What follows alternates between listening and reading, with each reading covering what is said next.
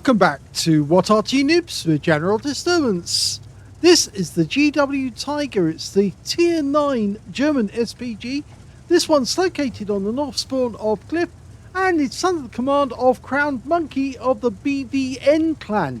And we can see no equipment, but I'm sure he'll share that with us. Game on! Well, this is the Arty that's made from the Tiger.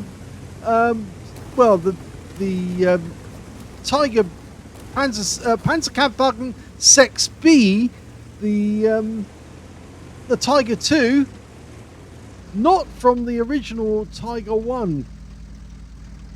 As you can see, it's got the right hull there. Now he's aiming down in this general direction because he expects the enemy RTP somewhere in that location. He's fired a round in. Oh my god, he hit something!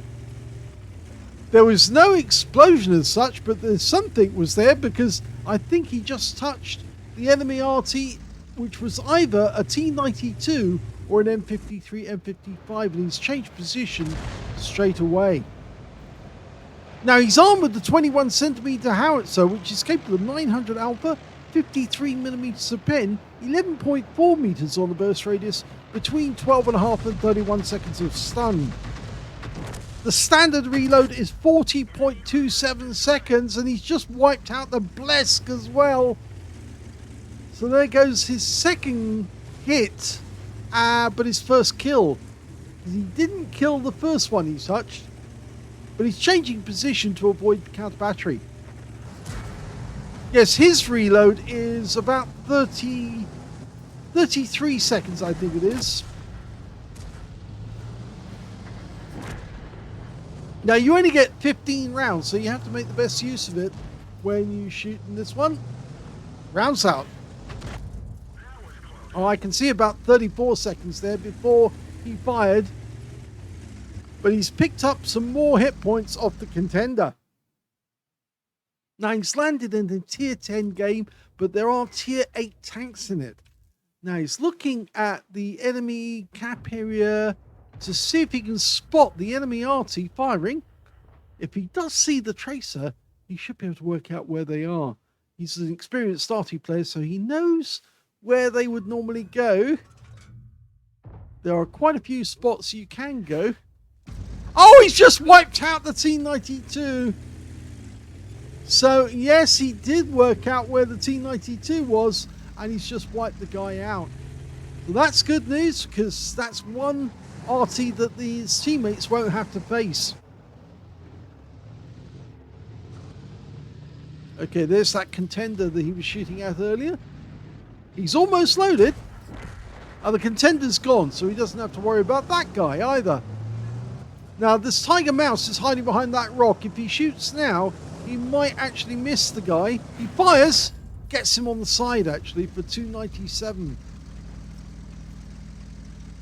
2 marks of excellence showing on the barrel.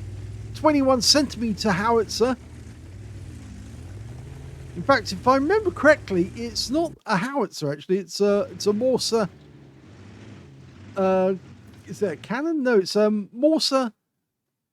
Not a mortar as such. No, I think it is a howitzer as such. But the full name is... Oh, he's fired at the other RT, and he's hit him. Now, how did he know that the RT was there? That's pretty amazing. Unless he's guessing, but it's 3 lucky guesses so far because he's hit all the RT blind. That's very troubling. Unless you actually see tracers coming out from the spot and can identify it, knowing to fire in the right spot to kill the enemy RT that early in the game is, well, how should we say, questioning. Shouldn't really happen. You might actually think that he's actually getting some help as to where those RT are. Anyway, getting back to the story, yes, the full name of that cannon is the 21cm Morser 18/1 L31. So it's 31 times the 21 centimeter is the length of the barrel. It's a range of 16.7 kilometers in reality. There was a mortar, it was the Skoda 13.5, and that was going to be fitted. And in fact, they had another one as well. The Gorilla 42 was going to have the Skoda 42 centimeter, and that was definitely a mortar as well. And that would have been quite a big gun. You can see the Foch is not really taking part in the battle. And again, that's a bit troubling. I think the other guy may be AFK. Rounds out. Well, that landed in front of him for 321. Yeah, I'd be a bit concerned about that Foch being in the position where he is. It sounds like he's lost contact with the game, and that's why he's not doing anything. Now, the 17 centimeter howitzer, that otherwise known as the Gorilla 17, that was the 17 centimeter K72 3FL50. And that had a range of 28 to 29 kilometers, so a bit further than the 21 centimeters in reality. Fires a round in, and he wipes out the Tiger Mouse from that position. That was a very good shot. So far he's got 3 kills and he's had quite a bit of luck. Suspiciously had luck, actually, because some of his shots, I would say, well, he shouldn't have known where the Arty was. Unless he saw some tracer, some clue as to where they actually were. I mean, yes, you can guess that somebody might park behind the house or in front of the house. That's a usual spot. And he's just got another blind hit on the tank that was hiding in that corner, the GeForce tank. We're up by 3 on the enemy. In fact, there's only 6 enemy left in the game.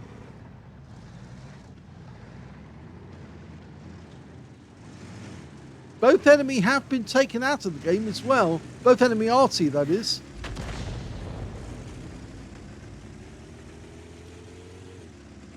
Lining up a shot on the G-Saw, but he was on the move. It's the one he hit with a blind shot. Rounds out. Oh, he got tracked by the shot that came from his teammate in the back chat 155-58. So his shot landed just ahead of the guy because he was stopped moving. That would have been a kill shot if he hadn't been tracked.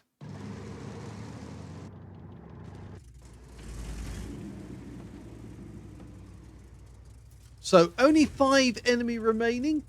They've got a Death Star, an E-77, a G-Saw tank, a Centurion 5-1, and a Scorpion. Now the Scorpion should be an easy kill because they're very, very vulnerable to rounds like this.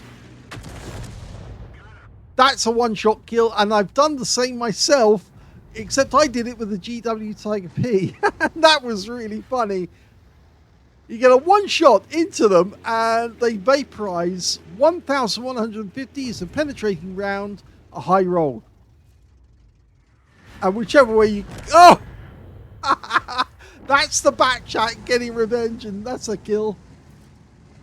In fact, it wasn't the back chat, it was a Heshbon who got that shot in. So I'm wrong. Okay, so who's next?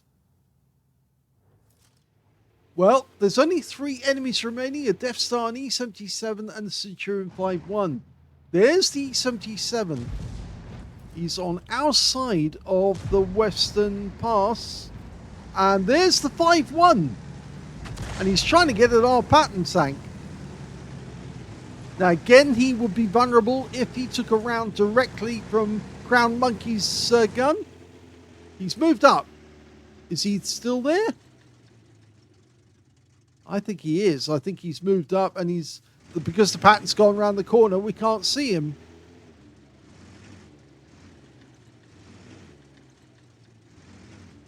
We certainly can't see the E-77 either at the moment, but the Ferdinand is nearby. the question is, where did that Centurion 5-1 go? He must still be there.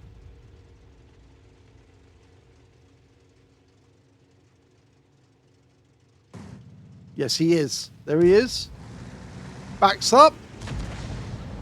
Rounds out. Direct hit for 384. And we got a load of stun assists because the pattern hits him afterwards. The E77's just gone down.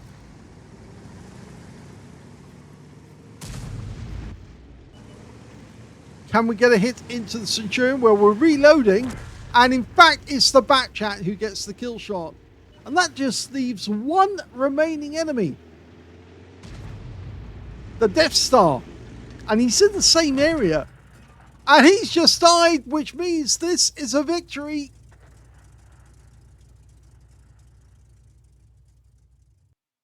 Well, I don't know if you saw it right at the end of the game. The Foch 155 that was trying to leave the ground by the north end was right next to our cap area.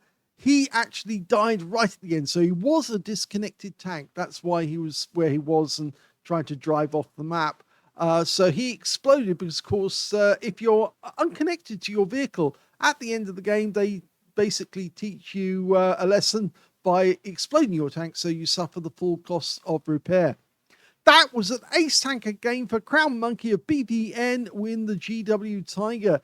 He managed to get a fighter badge for getting at least 4 kills. He got 4 exactly. He also got a Bruce medal for getting at least 5 critical hits. In fact, he got 17. And he got a Gauze medal for doing more damage, exceeding 8 times the hit points of his own vehicle, the high caliber for dealing the most damage in the game, and a Confederate for hitting more of the enemy than anyone else on his team. His win rate from that one, 7,454. So that's Super Unicum and a lot more. Let's have a look at the team scores. Well, the highest damage was 4,684, and that went to Crown Monkey, beating the Batchat, who did 4,095. And he got 2 medals as well. He got a Gauze medal and a Confederate. So he must have hit exactly the same proportion of tanks that we did that were killed by us. So let's have a look at that later. The third highest damage in the game turned out to be the EBR 105 on the enemy team with 3,541. When it came to kills, yeah, he got that one too. Crown Monkey got 4 kills. 3 kills went to the Batchat 155-58, the pattern tank. And when it came to the third place, that's the XM57, the ELC Evan 90, who also picked up a patrol duty, and the Jagdpanther Zwei on the enemy team got 2 kills. And when it came to base XP, he's got that one as well. So he's got the top in all 3 columns. 1,148 means he's the only player to get over 1,000 base in that game. The next highest being the XM57, who got 953, and then the ELC Evan 90, who got 947. He fired 14 rounds, so 1 round left at the end of the game because you only get 15 in the magazine. 9 direct hits on the enemy, 3 penetrating shots, and 8 splash. Damage of 4,684, all of it at more than 300 meters. So we'll just do a quick check and see which ones he penned. The Blesk, I would have thought, yes, the one that was right up on top of the hill near the start of the game. He actually got a penetrating shot for 507. And that took that guy out of the game. The other one was the T92. Yes, he obviously hit that guy with a penetrating shot. And he was in the bushes. Now, who was the other one he penetrated? Well, it wasn't the M53, M55, funnily enough. So it must have been one of the other tanks listed here. And if I go down the list to see which one it was,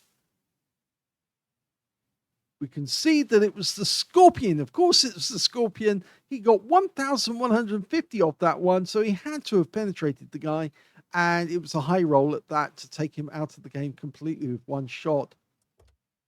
10 enemy vehicles damaged, 4 killed, and there's your 6 difference for the Confederate. 1,016 hit points of stun assist off 5 stuns.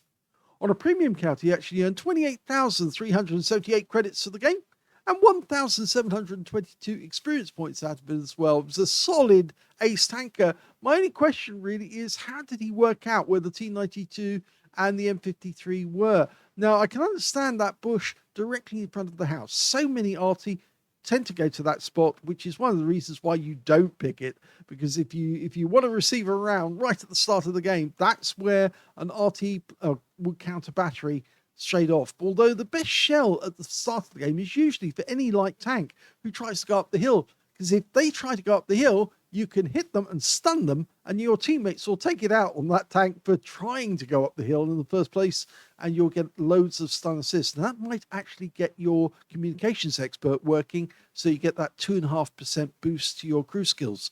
So that's why it's worthwhile shooting at tanks going up the hill.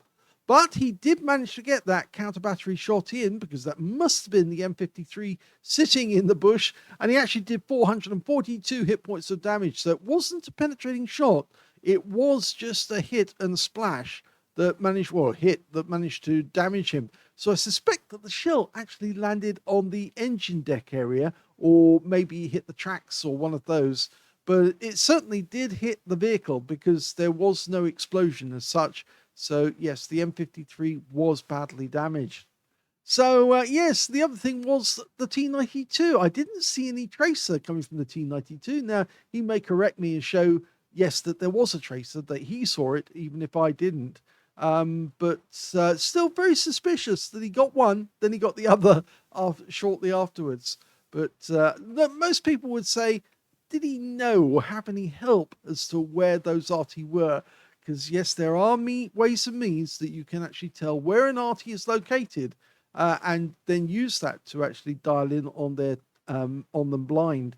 But obviously, Crown Monkey wouldn't do such a thing, would you? Yes, hopefully you won't, because that's another reason why you should relocate after every shot, to ensure that you don't get targeted by somebody who's either chasing the tracers or using your position to work out exactly where they should fire. Hope you enjoyed that game. If you did, please give this video a like, and thank you for watching.